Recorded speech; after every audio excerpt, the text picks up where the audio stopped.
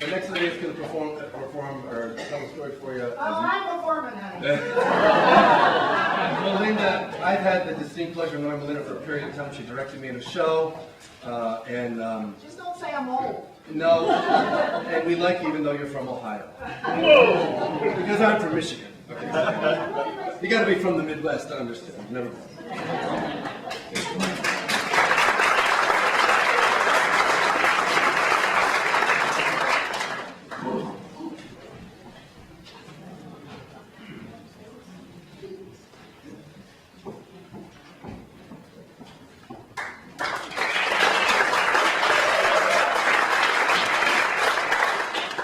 It was a cold, dank, rainy, Sunday, November afternoon. It was the kind of afternoon when the clouds would hang on top of the farmhouse barns, and we would dance on top of those barn roofs, almost like ghosts dancing on top of a roof, white and puffy. It was chilling. It was bone chilling. But before I tell you about that, I probably should give you a little background information. I am from Ohio. I was born in Ohio to Gladine and Hal Smith. Yes, and we lived on a big farm. But we all know Ohio, so let's all do it together. What's round in the end and high in the middle? Oh, hi, oh. Right, all right. I practiced that too. And it was a great state to be brought up in, and it's a great state to be from. I grew up in a big house on a big farm. My house had a veranda. Nobody else's house had a veranda. But my mother was from the South, so she wanted to have a veranda. God damn it, Hal Smith, we're going to have a veranda, and we did. And they were big mutts in a little puddle. And I was the last of 5 children. Yes, I was Farmer Smith's youngest daughter. Okay, guys, the joke's gone. It was a wonderful childhood. However, I learned at a very early age, you only name cats, dogs, goats, and horses. And you want to know why? Because you eat your pets. So I learned that the hard way because I had a calf named Mars Bars. And one night we were having veal for dinner. And I hadn't seen Mars Bar, and my dad, who was a strict man but a kind man, and he loved me to the ends of the earth. I have no doubt about that. But he had said to me when that calf was born, because he let me see the calf being born, do not name this calf Melinda. And by the way, I always thought my first name for several years was Goddamn Melinda. They all kind of went together. So he really said, Goddamn Melinda, don't name this calf. So I did, and I found out the hard way. So when somebody says to me, you grew up on a farm? Yes, and we ate our pets. That's fine. So, back to my story. It was a cold, dank November day. And I was 13 years old. And goddamn Melinda knew everything there was to know about everything. Absolutely I did. You couldn't tell me anything. Why? I could stand flat-footed, and I was only 5'4", holding onto the mane of my horse and swing my body up over and right across the fields. Why? I could do anything. I was smart in school. I was a smart aleck. I was everything. Absolutely everything. And I just knew that I knew everything, about everything. Now, there were certain rules on the farm. One of the rules is always pull up the emergency brake on the little Ford tractor. Makes sense. Put it in park, pull the emergency brake. Always shut and lock the barnyard gate. So it was a latch.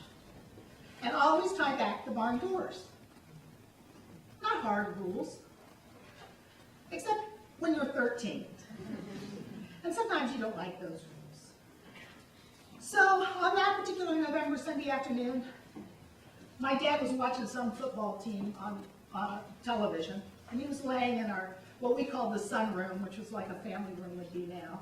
He was laying on the sofa, and my mom was in the kitchen, and as the last child, I was the only one at home, and so it was my duty to feed the horses the last day, and we had lots of horses. So I went out to go to the barn, and I went out, and I went to the barnyard gate, and I lifted up the latch, went through the barnyard gate, I put the latch down.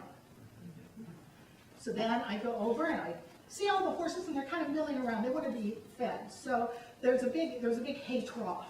So what you did was you open the barn doors. Now, if you look at this particular barn, it's very similar to ours, only this isn't a picture of it.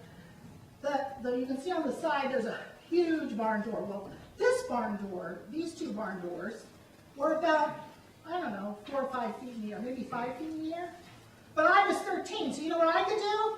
I could put my hands on there and swing myself up onto it. No problem. Now, don't ask me to do that today. I couldn't get up here if I wanted to. There were steps there, and they decided to go around the other way because I could hardly get up those steps. But needless to say, I was 13. I could do anything. So I got up into that barn. I opened those doors. I put my hands flat on the hay-mow floor, and I jumped up. And I threw down 4 bales of hay. No problem. I go down. I've got a pair of pliers to clip the wires off the hay bales. So I get down on I start to jump down, and wham! I'm hit in the head by the barn door. Now, I'm not sure how long I laid in horse dung, but I do remember coming to and feeling the hot breath of one of the ponies on my face. I touched my head, and I could feel a lump. And then when I could finally focus, my hand was full of blood. So I literally had fallen. My shoulder was in horse dung. I start to cry. Now I'm 13 and I do know it all, but I start to cry. So I struggle to get to my feet, and I go out towards the barnyard fence, and I open the lock of the barnyard fence, and I open the gate. I walk through the gate, and what do? No, I close the lock. Are you kidding me? You have to close the lock on the barnyard gate. So I closed the lock on the barnyard gate, and I ran towards the house. Now, my mother, we had, as you can see from the way the house is, we had a big picture window in the kitchen over her sink. Big, probably this big. And the sink. And I could barely see her, because the house was a distance from the barnyard, but all I could see her at the sink was doing this.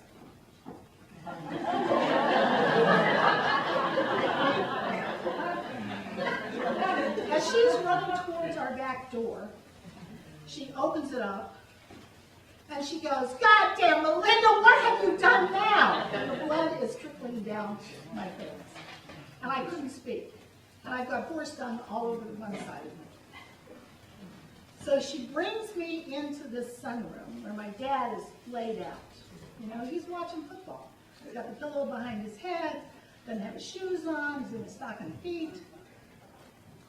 And she goes, How? Do something, you've got to do something. I'll get the peas, you know how you always put peas on something. I'll get a towel and some peas. I think we got to take her to because this was before 911, I guess we need to take her to the hospital. We've got to do something. My father did not move 1 ounce. Nothing, not even a toe. He opened kind of one eye and looked away from the television, looked up at me, and he goes, "Goddamn, Melinda, I told you to tie back those barn doors." So I want to leave you with this moral. And it's a good one. Watch where you leap. That's the first one. And the second part of the story, tie back the barn doors.